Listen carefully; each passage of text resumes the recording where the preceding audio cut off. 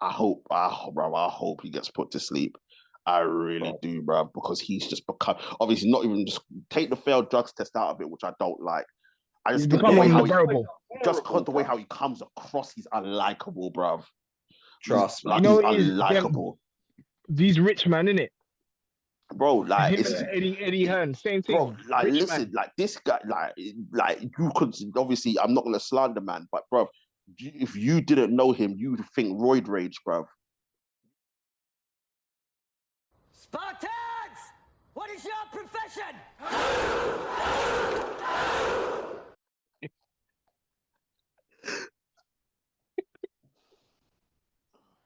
Okay. Let's go. Welcome to another episode. Today we're going to be discussing plantain versus plantain, bro. What? Trust me. Oh shit! All my Composed. African subscribers, remember, don't listen to these Caribbeans. They used to call you boo boo back in school, yeah?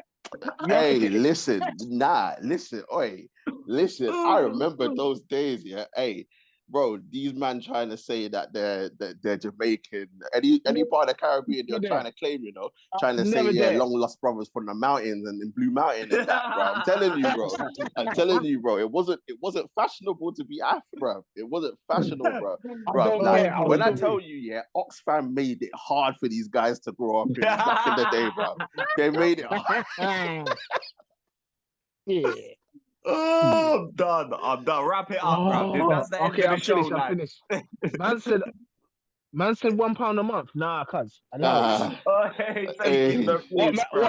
What man them said that the Jamaicans, they don't have education. That's what you were saying, bro. Nah, that's the biggest joke, bro. Everyone used to say we were uneducated, but everyone wanted to be us. Everyone wanted to be us, bro. The culture influence was massive, but yes, people, another edition of Knightz Roundtable Discussions where we discuss all sports all the time. Got my Best intro ever. Best intro ever. Got my guys Tooth and SD in the building. How you doing, people? Oh, what's going on, man? It's been a while.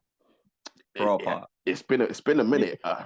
We need some parliamentary procedure in here. Oh, man. definitely some parliamentary procedure. But the last time, last time we was on ST, obviously, bro, it's like football. Anyway, we don't need to talk about that. It's not interesting. No, it's not important anymore. Football season's done. But people, we are back. I did tell you we were going to be back for this. It's that time. We're on the eve. The fight is upon us. We are going to be looking ahead to the middleweight bout between Chris Eubank Jr. and Conor Benn, which is coming up this Saturday at Tottenham Hotspur Stadium. We're going to be looking at the ins and outs, who we are going to predict to win, and all of that good stuff. And that couldn't do this without obviously ST and our MMA connoisseur, but we're going to take the MMA out and just say all combat sports connoisseur, Tooth. Love it. And obviously our encyclopedia of boxing knowledge, which is ST. Couldn't do it without these two. So we are going to be dissecting and going through everything that's going to take place in this fight. But as usual, before we start, make sure to like, share, comment, and subscribe to the channel. Get the likes up, get subscriptions up. As I say all the time, share. We are here. And don't forget to join our social media pages as well. Links are in the description. Right. Let's get down to business. Chris Eubank Jr. versus Conor Benn. It is 2.5 years in the making. Obviously, this fight is being made off the back of their fathers. Obviously, Chris Eubank Sr., Nigel Benn, it was 2 fights, isn't it? It wasn't 3. It was never a trilogy. Yeah. There was 2 epic fights. Yeah. One was... Eubank stopped him. Eubank stopped him in the first one. And the second one was a draw, no? Or was it a split decision? Draw, but people said Ben won that fight. Chris Eubank Jr. even said he won that fight. In the documentary, said that he should have got the nod. Yeah, he should have done. But listen, as far as the Eubanks are concerned, they are undefeated against the Benns. So this is how can we put this? This is a chance for Conor Benn to right some wrongs that happened to his father, and this is for Eubank Jr. to just keep the streak going, as they say. ST, I'm going to come to you first. Obviously, as we said, two and a half years in the making, there's been a lot that has gone on. We have to go back to obviously what happened with obviously Conor Benn getting caught with the drugs in his system. Obviously, we're going to let Tooth go more in detail on that. Blamed it on eggs. Well, no, technically he didn't blame it on eggs. He actually blamed the way that VADA, or was it VADA, USADA, whichever one of them, one of the governing bodies that does the drug testing, he actually wanted to file a complaint against that. And then it was them that told him that he could have had some tainted eggs, which could have caused him to be found with the drugs in his system. Actually, before I come to UST Tooth, just on that, eggs. And eggs. Yeah. Do that. Obviously, we've heard certain stuff with Canelo and what was it, the tainted meat? Yeah. Was Canelo and the tainted meat and stuff? Obviously, I know you know a lot about this stuff. So eggs. No, it wasn't. Not well. Look, it was the WBC president, Maurizio Sulaiman, that came out and said that in defense of Conor Benn.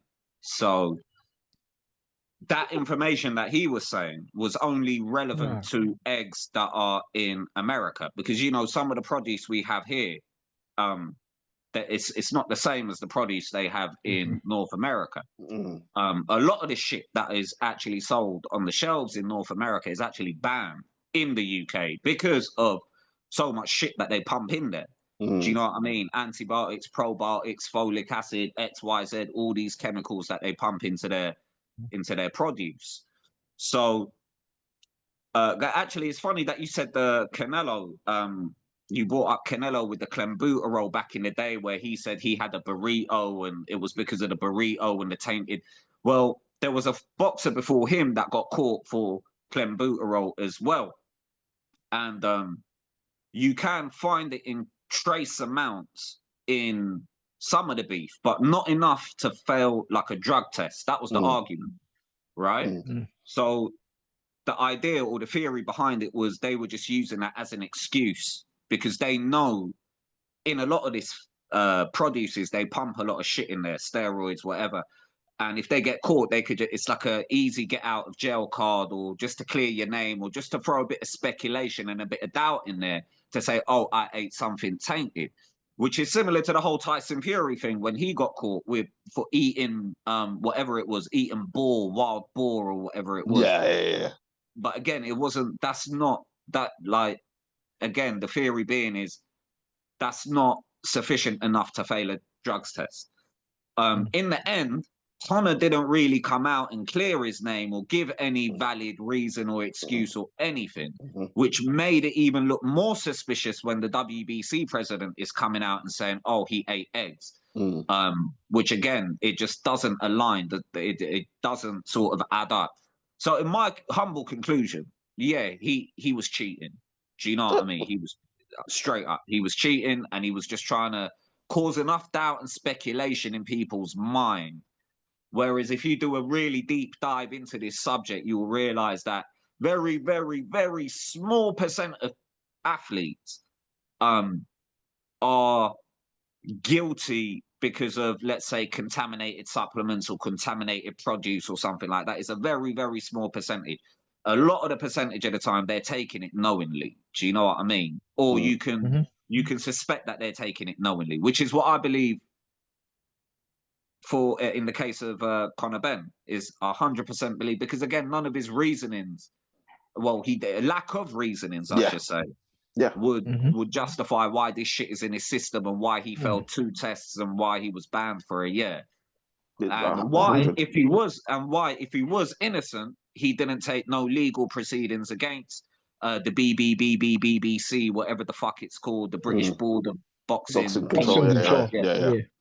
So well, this is it, and on this subject of that, like, at no point did he try and prove his innocence, and that, like, if you want guilty written on across your forehead, At no point did you try and prove your innocence. All you said was, I don't like the way how they conducted the testing and blah, blah, blah. It's wrong.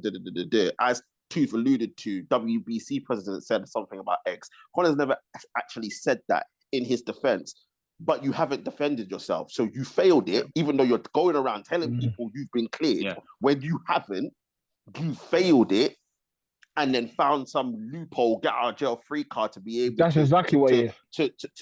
To be able to box again.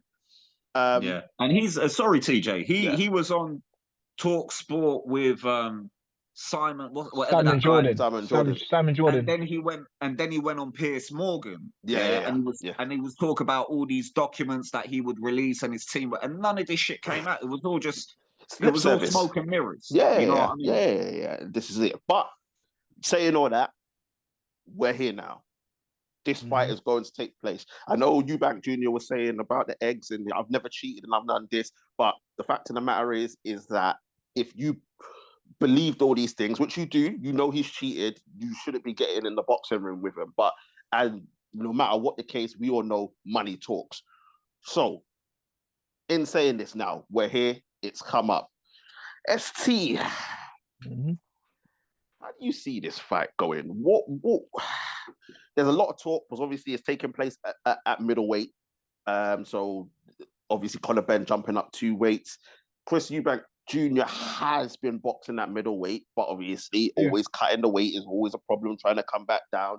But he's been at this weight, I think, since 2019. I think the last time he boxed at super middle was the fight against De Gale or whatever. But how do you see it going? What do you think, obviously without giving a prediction, but how do you see this fight transpiring on Saturday? I mean, what I would like to see is Eubank's box long. Again, I'm going to use you and Two's favorite saying, height and reach. Always. That's the way to be him. Well, we're not even 5 minutes into this. And that's I know. I had to say it for both of you because that's the way. Because Conor Benn is not the most skillful, and also Ben is quite an emotional fighter, and I think that will play into like Eubank's hand. He likes fighters like who are emotional, who like to rush in and stuff like that. Not someone who's calculated as a boxer. I think Eubank dominates him, if I'm being honest. I'm not sure about stoppage. I think he might stop him, but Eubank will just keep him long at the end of a jab. Uppercuts when Ben is rush coming in. I also think that Eubank has the quicker footwork, even though I don't think Eubank's footwork is necessarily that quick. And to be honest, the way I see him, I see Eubank winning with his jab, with the right hand, and the uppercuts as well. Because Ben doesn't know how to be a pressure fighter, if I'm being honest. Yeah. No, he's good at being a hammer, but he's not good at being a nail. Yes. Yeah, which is a perfect analogy. There we go.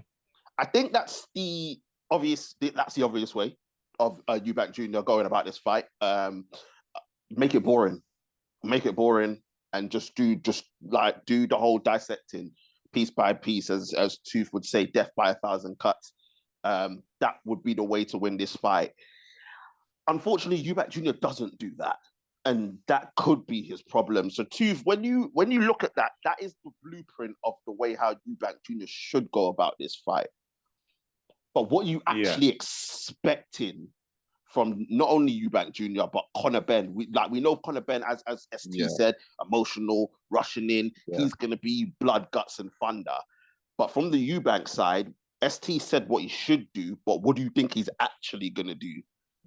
Well, the first part of that question, what should Conor Benn do, is if he's going to win this fight, he's got to win it within the first 4-6 rounds early. Do you know what I mean? He's got to get, because that's where all of that where all of his energy will lie. And from his fights, other than the last 2 fights, which we'll get into, where he didn't look good at all, you know what I mean? They both went to decision, pretty lackluster. before those two fights, he was winning a lot of the fights in the early rounds, knocking people out, being aggressive, front-footed boxer, brawler style, similar to his dad. Eubank, on the other hand, it depends on what style he comes out with, because for the majority of his career, I would like to think he was a smart boxer, but lacked fundamental techniques, if you know what I mean. For example, if you look at the way he beat James DeGale compared to the way he lost to Liam Smith the first time. In the Liam Smith fight, he came out thinking he was Roy Jones. You get me? And he got sparked. Hands down. Chin up. Yeah. So if he comes out like that, then that will play actually into Conor's hands, where he can catch him. So Eubank has got to utilize all of the advantages that he has, including experience and including his solid fundamental, well, not solid fundamental, but a smart way of boxing, an intelligent way of boxing. Because Conor Benn will come into that fight the smaller guy, the less experienced guy, and definitely the more emotionally invested guy in that fight. So Eubank should, in my opinion, he should be smart, and then I think he could take him out in the later rounds. 100%, I think he could take him out. When you look at the losses to in Eubank's career, again, other than the anomaly of Liam Smith, right? It was, you could argue, world-class boxers, or not world-class, but world-level boxers. Billy Joe Saunders, Billy Goat Scruff, George Groves. Yeah. You get what I mean? So he shouldn't be losing to the likes of someone like Conor Benn, in my opinion, who's still European level. Like, he's not world level.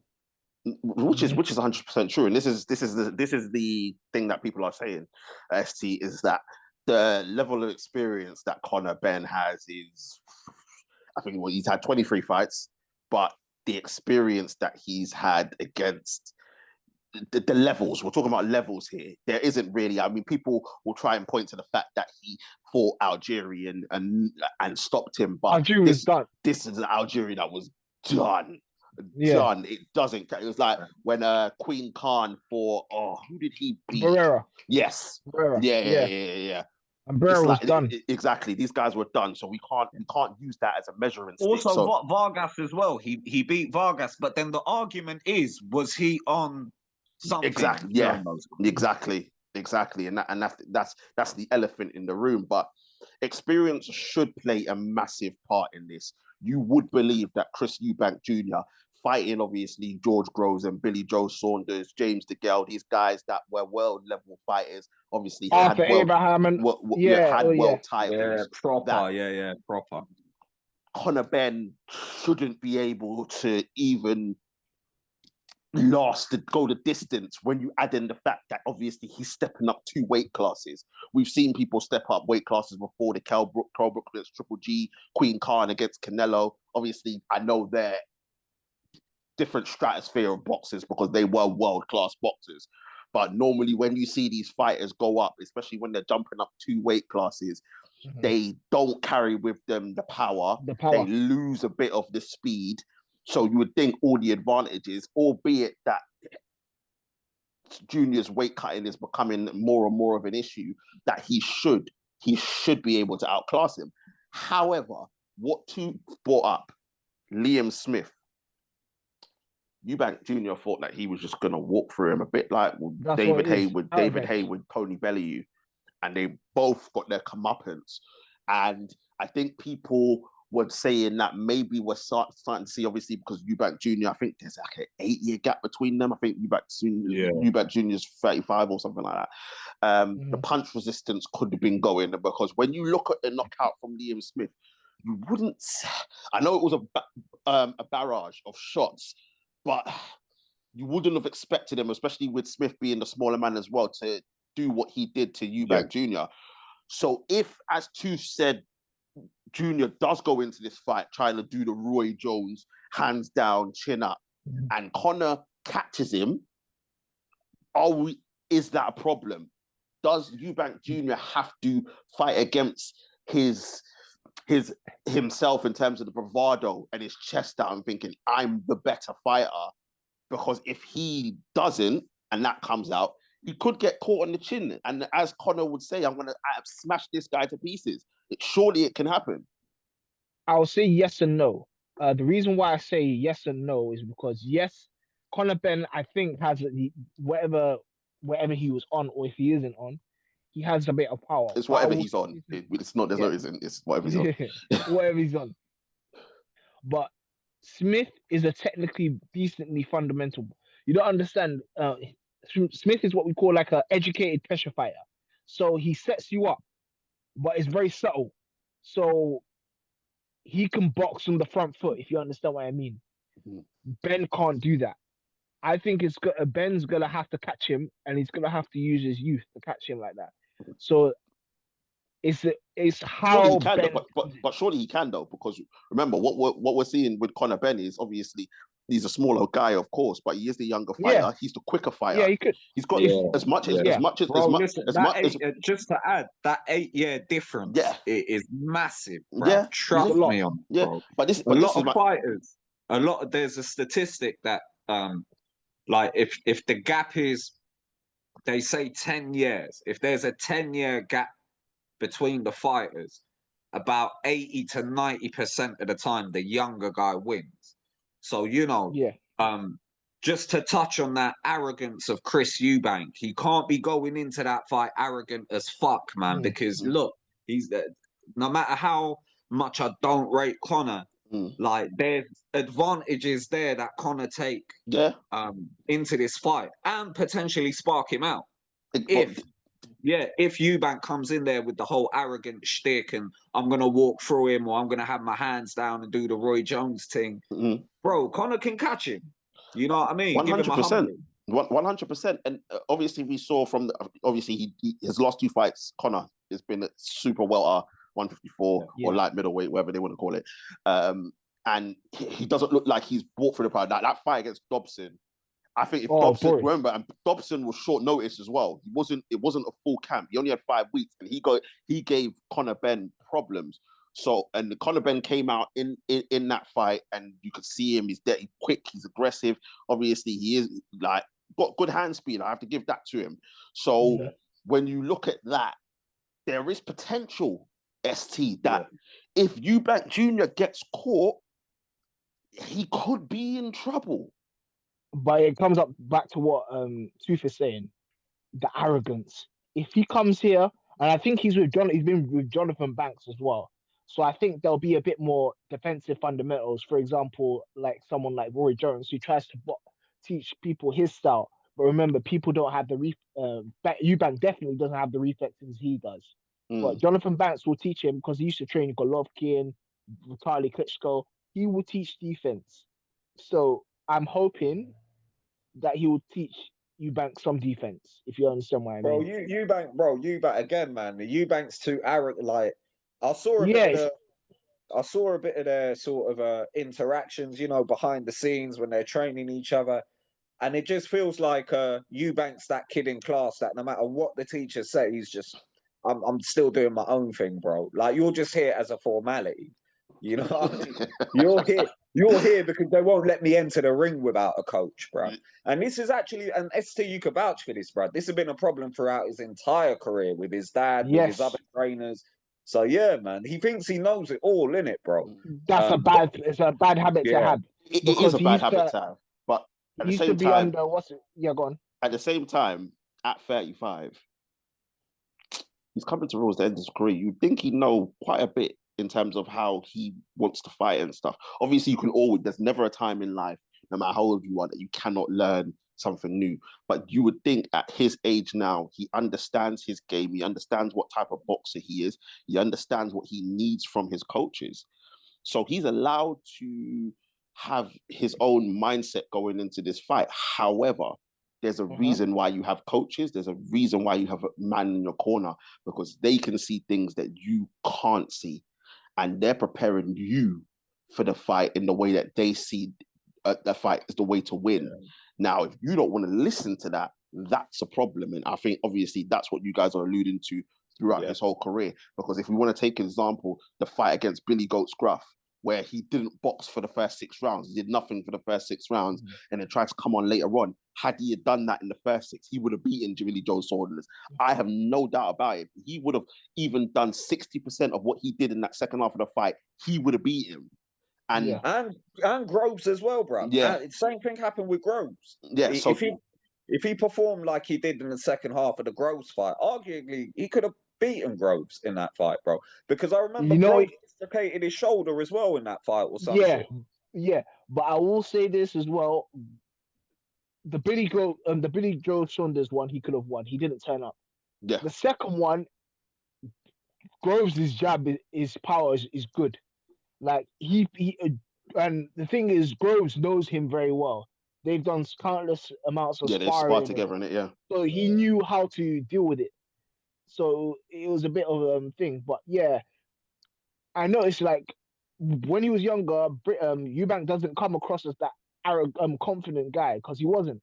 It was false confidence, and that's why he kind of froze in both of those fights. This one, he can go the other way where he can be too arrogant, but it is a problem because he's changed so many coaches. Like he had Alan Booth, he had his dad, he had who's the old brother, Ronnie Davis, he had he had Roy Jones. It's too much, and at a point, yes, you're 35, yes, you're your own man, but even the best fighters in the world, they listen to their coaches. You see, Terence Crawford has had the same coach since he was 8 or 9. You see, Canelo's had his coaches. Well, look at even look at Money. Money had to change back to his dad for the last part of his career. But it's only them two. But he had to change back to his dad for the last part of his career because he understood that, bro, for me to be able to go on this run that I'm going to go, I need that defense. And he knew he was going to get that from his dad. So it's understanding where you're at in your career, but also understanding and being humble enough to be like, listen, these guys know what they're doing outside of the ring and they're preparing me the best. But let's talk about Conor Benn. Obviously, he's in this fight. We obviously said that he hasn't got the experience that Eubank Jr. does, but he's got the youth and the hand speed and experience. Obviously, the smaller fighter, probably going into a more natural weight for him in terms of his walk around weight, not cutting down to 147. But this is a guy that hasn't boxed in over a year. His last fight against Dobson, questions were asked. The punching power wasn't there. That could be obviously moving up in weight, A or B, because obviously the stuff is now out of his system. Not the experience that he should have at this time against a guy that's been in with people at world level. For Conor Benn how, apart from obviously catching him on the chin, how else does he win this fight? Because I don't see many options from obviously the what we've been given in terms of the sample size of how else he wins this fight. Yeah, it's actually similar factors that you brought up. Well, Eubank hasn't been that active either, bro. No, he hasn't. He hasn't been that active either. And then, like you said, the Conor's going into the fight at his walk around the weight. But Eubank's got a rehydration clause. You know, but you can only rehydrate. Was it £10?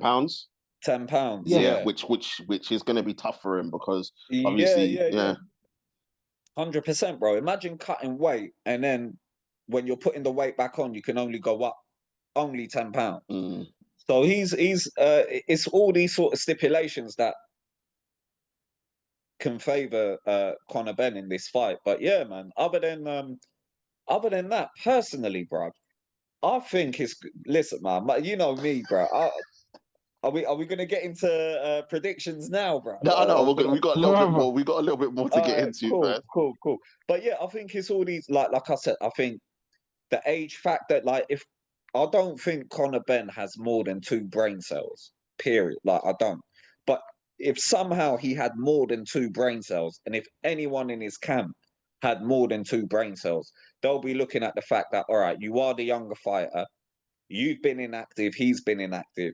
You're moving up in weight, which again, it's not really moving up in weight if that's your walk around weight. Again, in my opinion, if that's your walk around weight, then it shouldn't really be a massive factor. You're not cutting anything. Mm. And then furthermore, the other guy has a rehydration clause. Like, you put all these things together, you've got a good, strong base. You can formulate a really good game plan to beat this guy. Other than just going in there and trying to be the hammer.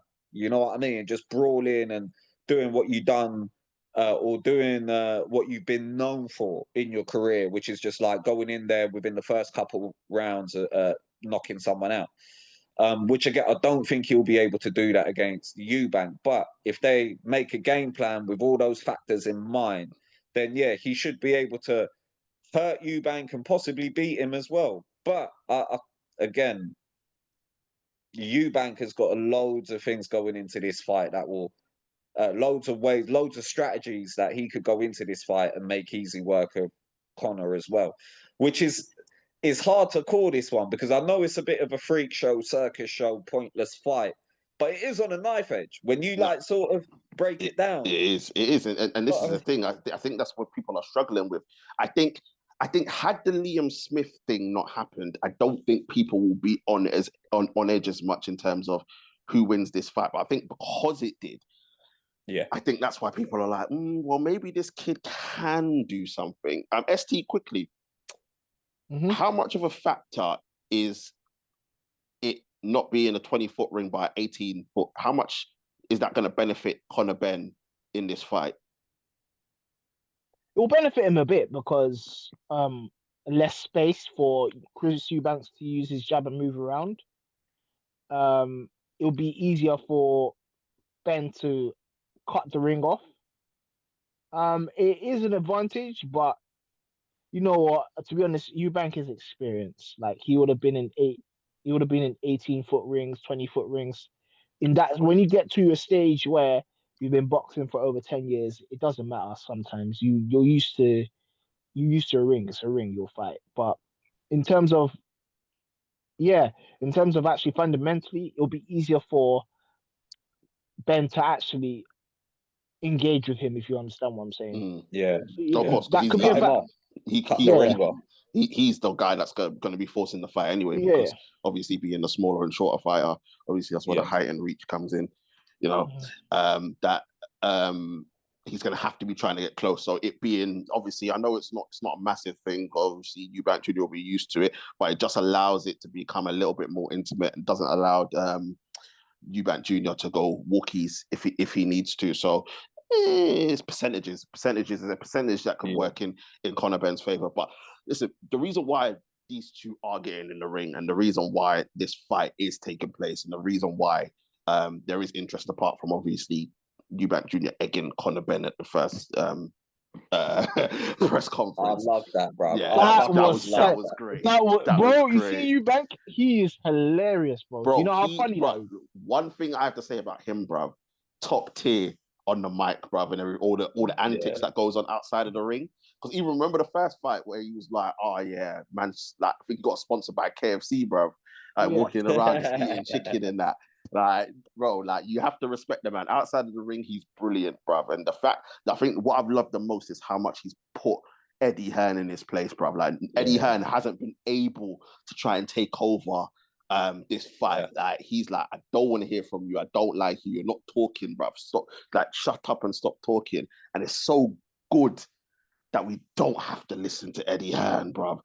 It's the one thing, like, if Eubank Jr. needs to win for any other reason, it's to shut up Eddie Hearn and make him have egg on his face, literally. Yeah. But as I said, the reason why we're here is because of their dads. Obviously, Eubank Sr. and Nigel Benn obviously went to war twice. Obviously, Nigel Benn in Conor's corner, everything's great. Obviously, nothing but praise from both Nigel Benn to his son and Conor to his dad. Obviously, on the other side, Eubank Jr. and Senior aren't getting on. Hasn't been in his corner for a while. Came out, I think, last week, Senior, and said that he has no interest in this fight.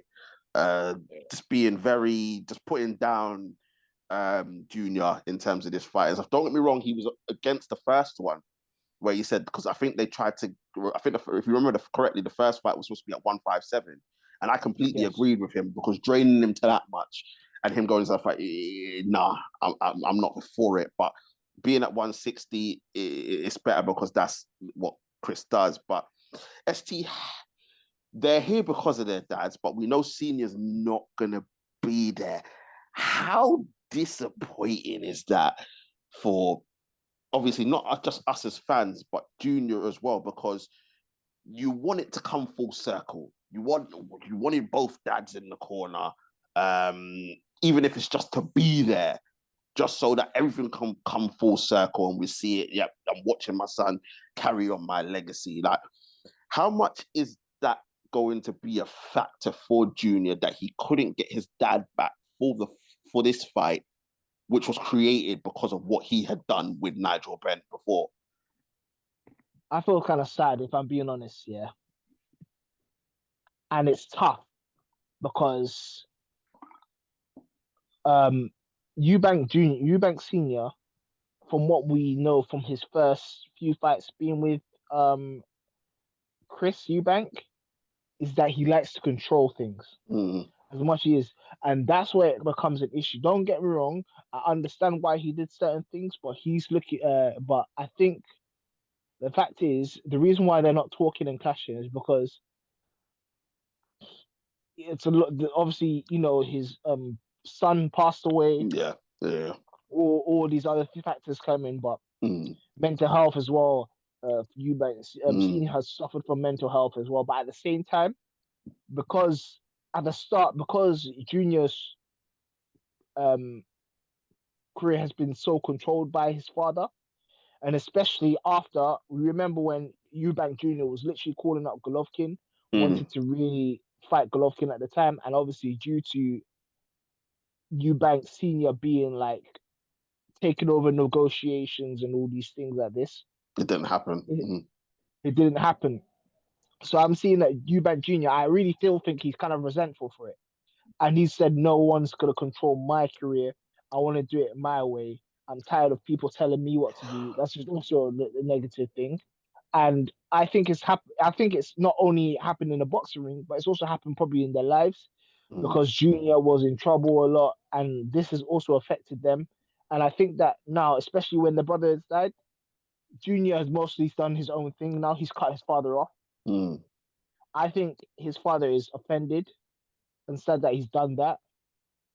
And it is disappointing. And yeah, I really hope for and for them as well, because you know it is. You only get one dad, and no matter what you've done, you should always. I mean, he hasn't done anything mad in the sense that he hasn't done anything that's disgusting, and I feel like you can rekindle these differences, but we don't. Or again, we also don't know what's going on in the background. No, 100%, and this is the thing, and I think you're spot on, and I think that's where obviously the personal lives is their personal lives. Obviously, what happened with his brother and obviously the mental health stuff, we can completely understand that, and obviously it's never nice to lose anybody that close, especially when from Senior's perspective, losing a child, because your whole thing is you want to go before your child, you don't want your child to go before you. So I completely understand that. But I think when we talk about the boxing, you're 100% right. It was the control.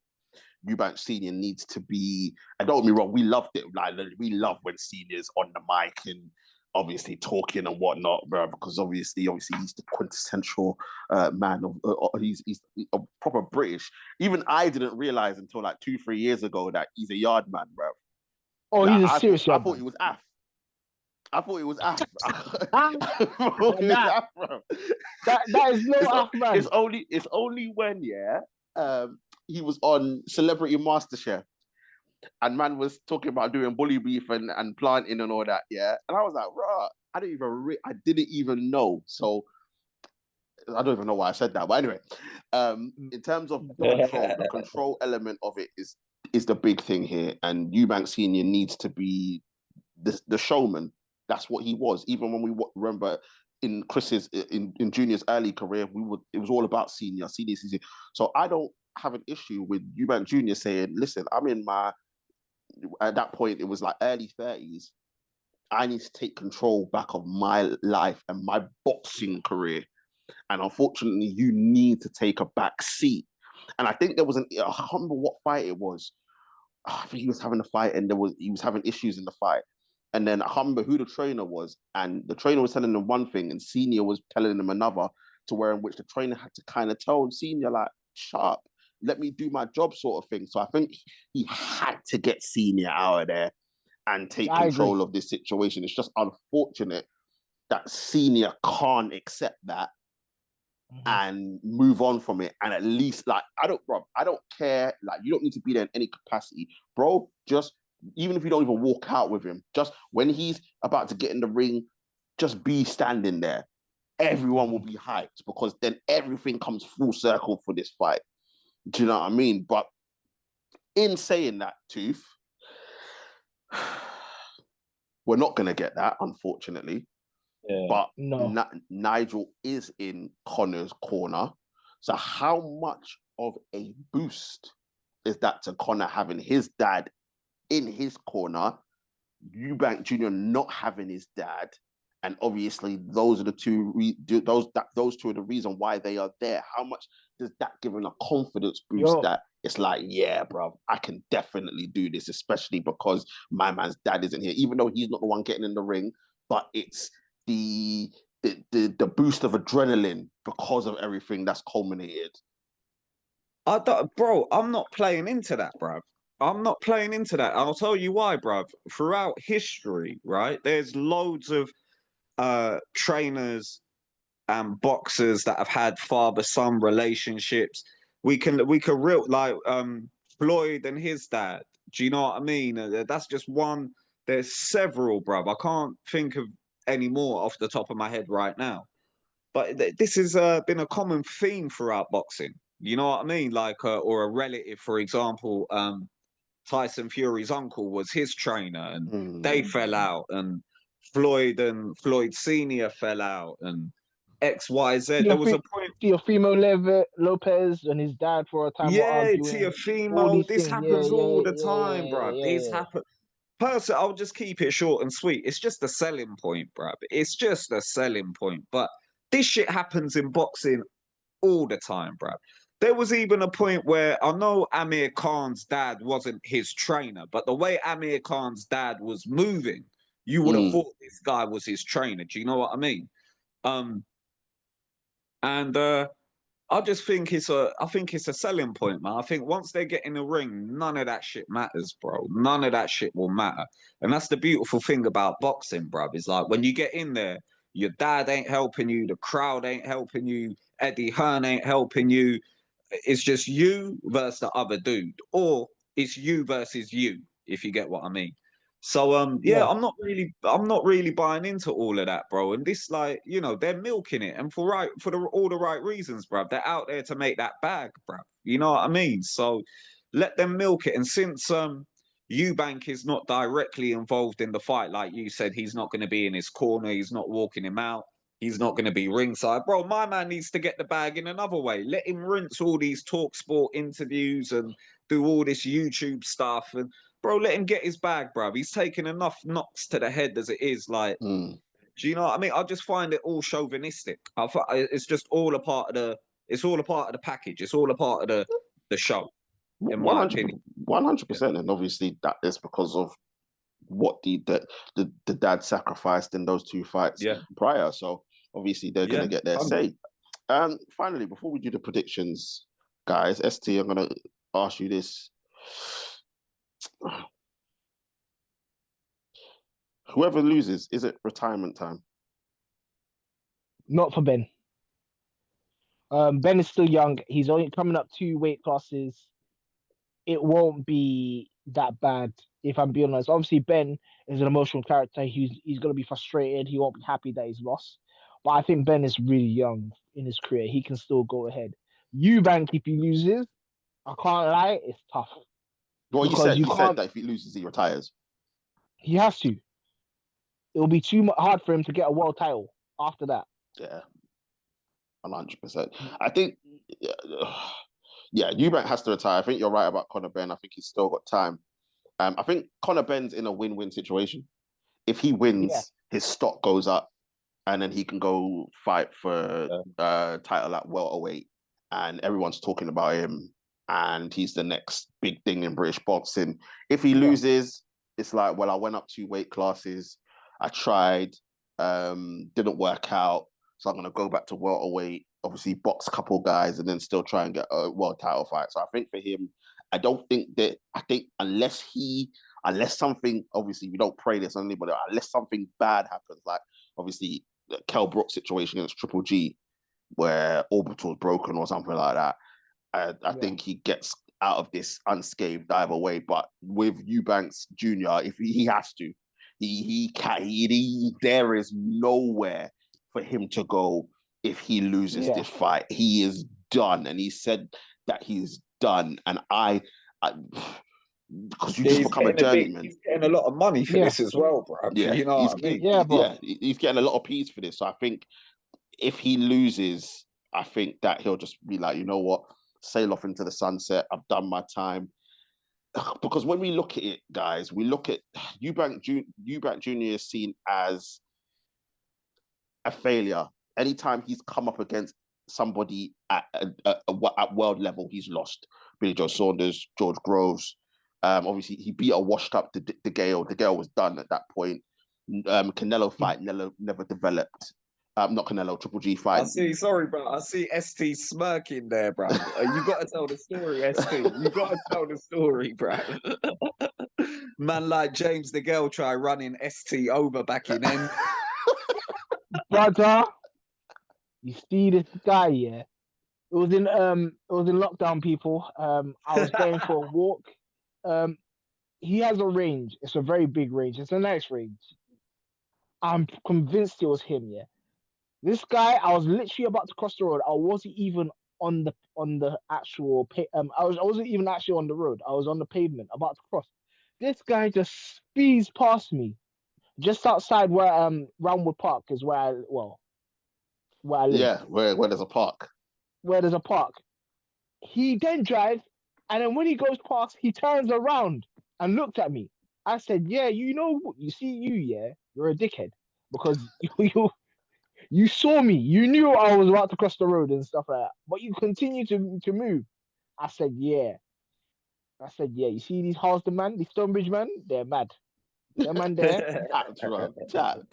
That man there, just man them. But yeah, honestly, but look, yeah. So he's seen as a failure. Anytime he's had to step up, he doesn't get the job done. Whereas Conor's seen as an unknown entity that hasn't fought anybody. So when you put it into context, well, like this is a fight that should be on Channel 5. Let's be honest. Let's be honest. This fight should be on Channel 5. This fight should not be pay-per-view.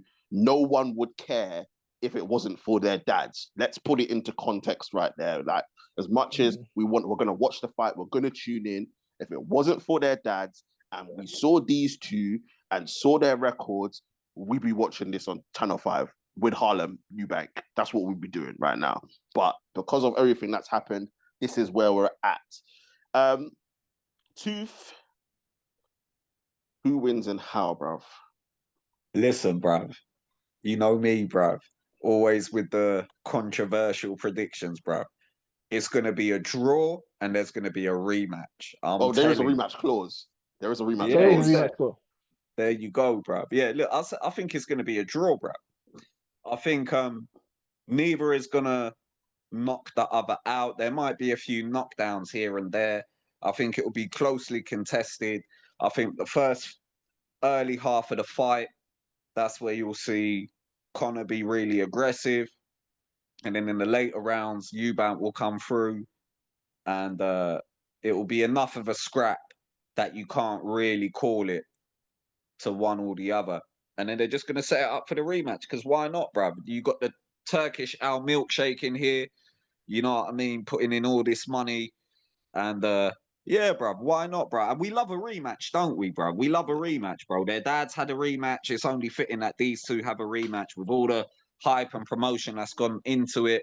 Also, like you said, bruv, neither of them are going to have a bigger fight than this. Look, bro, this is the pinnacle of both of their careers. Unfortunately saying that for Eubank because, you know, he should have, like you say, wasted potential almost. He should have got a lot further. But we realised he wasn't world level. He was IBU level, bruv. Whatever fucking It's the IBO. IBF, what IBO, IBZ, No, Nah, it's not IBF, bro. IBF, not IBF. IBF is a legit title, bro. Is that legit? Yeah, bro. It's one of the IBs, bro. You get me? IB hashtag, whatever it's called, bro. Like, he's that level, bro. So he fell short. He fell short in his career, bro. And I'll be honest, bro. With Conor, bro, like, he ain't beating none of the man in his He's not even beating people in welterweight, bro. Yeah, bro. Yeah, he's got Boots. Brutes, I don't think he doesn't beat. Yeah, he's definitely not beating. We're talking about Boots fighting Crawford, bro, because Boots is laying it on people, bro. He's nowhere, bro. He's nowhere near Boots' level, bro. Even Brian Norman. Brian Norman is another champion that he'll struggle. I think. He's not even beating man like Rowley in them, man, bro. I can't lie to bro, you. don't this, bro. Rowley is top 5 all time, bro. That's my boy, right? That is my boy, and TJ, you know this, bruv. Day one, bro. Rowley was my day one, bruv. But yeah, bro, he ain't beating Rowley, bro. Rowley was smoking, bro. But yeah, bro, like, this is the pinnacle for both of them, bro. So they've got to milk it while they can, while the bag's on the table, while they're still relevant, while they can still generate some sort of interest in these fights. So that's where I'm going to leave it. I'm going to be controversial. I'm going to say it's a draw with a rematch. You're not the first person that said that. I've seen a couple of predictions where people are saying it could be a draw. So yeah. ST, what are you saying? Eubank stops him. When? In the 7th or 8th round. Okay. Yeah. That's what I'm hoping for, though. That's what I'm hoping for as well. I look at it like this. I think the first 3 rounds, I think Conor Benn comes out all blood, guns blazing, fast hands, all of that. Eubank's going to take time to adjust. I think in the middle rounds, Eubank will take over. So like 5 to 9 or whatever it is. No, 4 to 9 or whatever it is. And I think because the one thing I've seen about Conor is that he's got an engine on him. He does come good in the later rounds. Obviously, we'll see what it takes at middleweight, if that takes anything out of him, but he hasn't got a good engine on him, and I think I could see him if it does, or like I'm predicting it goes the distance. But is it 10 or 12? 12.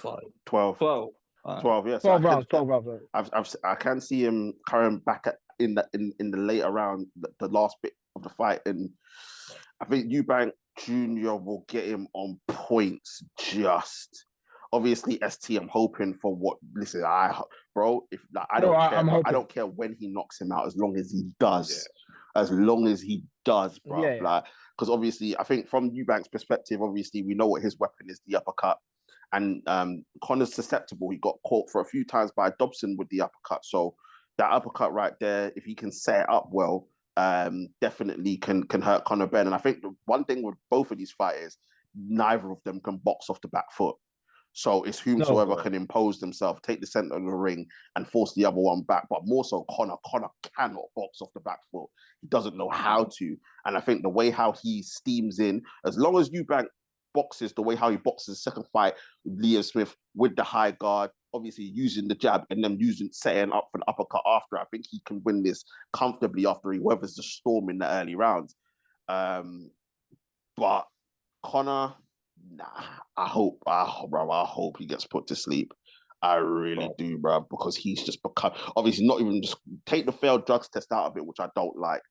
I just think the way how he comes across, he's unlikable, bro.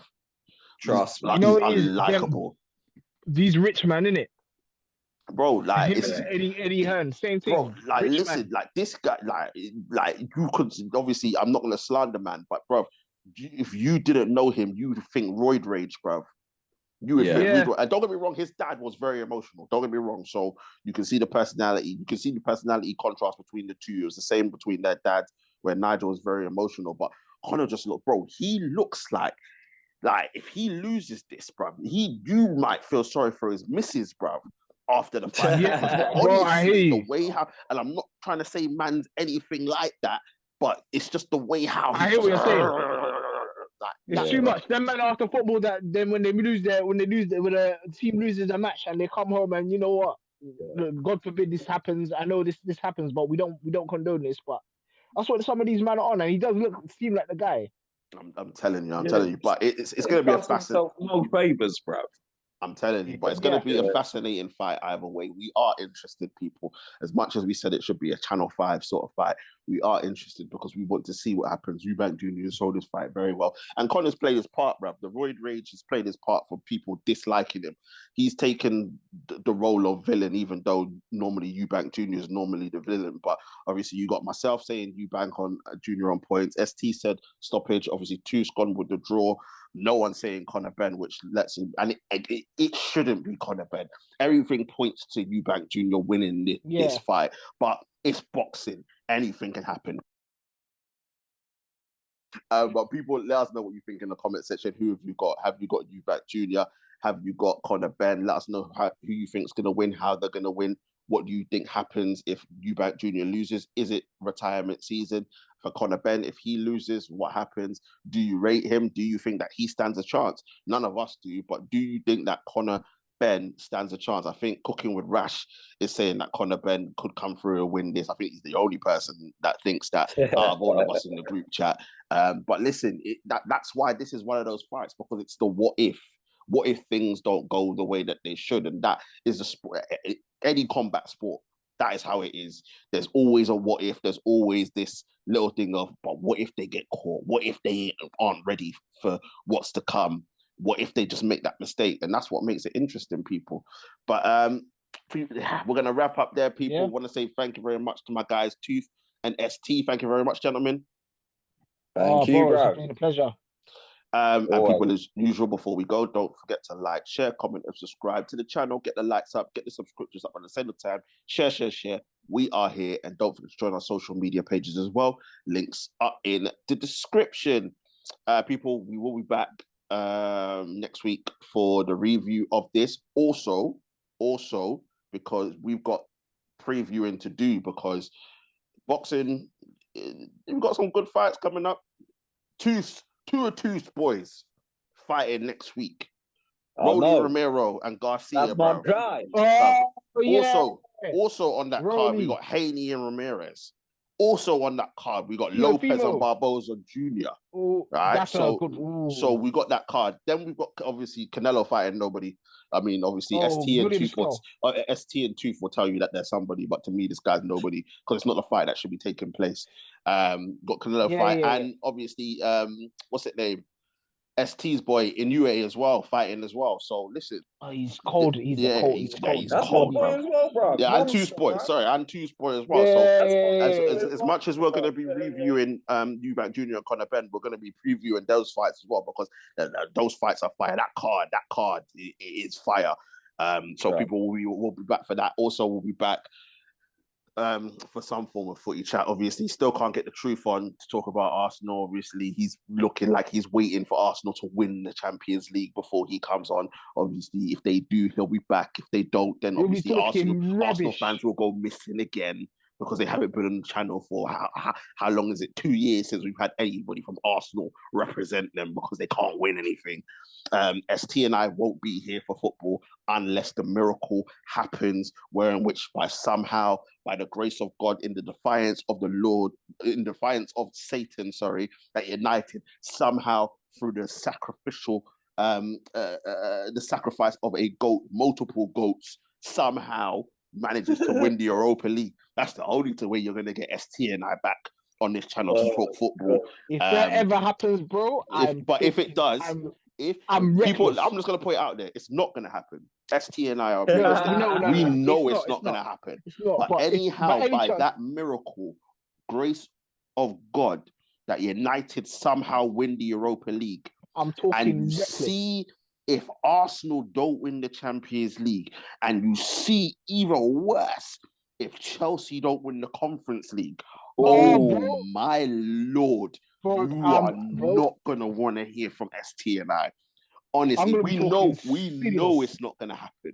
But just like in boxing, there's a what if. What if? We know we're going to lose to Bilbao. We know we've already conceded the Susan's over for us. But anyhow, those miracles happen. Unbearable. is what we're Hey, gonna Des be. Desiree Dure, listen, French Ghana, we need to do this, bro. I'm Listen. telling you, but people, ST and I are realistic. We know it's not gonna happen. But Oh no. We're losing. Finally, people, don't. I'm in the works. Don't even, bro. Don't even, bro. Don't even. No, but bro. it's on, no. But everybody's got a team now. It's the stream. NBA. I'm saying it. NBA talk soon come. What is it? 5 years since the last one, bruv. It will be there. Listen, even if I have to be on the NBA talk, I'll be there. I don't care. ST, let me tell you something, yeah? This is the mythical podcast that never gets made. Brother, the most unorganized podcast I thought. Listen, we are in contract negotiations with Mr. KA. A man said that. This is Arsenal. This is how Arsenal get strikers, bro. We are in contract negotiations with Mr. KA to bring back NBA talk. We're going to try our hardest to try and get it over the line, especially before the NBA finals. We're definitely going to try and get that back for you. But people, and there's nothing going on in MMA right now. Not at the moment, bruv. No, it's all quiet at the moment, bruv. Yeah. So people, boxing. When's the next Golden Track? Oh, this weekend. May, innit? This weekend. Is it? No, next weekend. Next week. No. Oh. I have to double check that. But yeah, STMI might be having an early season athletics talk for you lot as well. We might just do that because Grand Slam tracks on. Yeah, we might try and do that as well, people. But yeah, listen, a lot coming up, people. Jam packed, and obviously we're getting towards the off season of football where we're going to have a lot more stuff that's not going to be all sports all the time. 2 for 9, the works, obviously, for getting certain things out. We still have to come back for nostalgia talk for Tooth to answer his crimes as well. So, listen, we got a lot of planned, people. But listen, stay safe out there, be safe, and we shall see you very, very soon. Peace. Peace.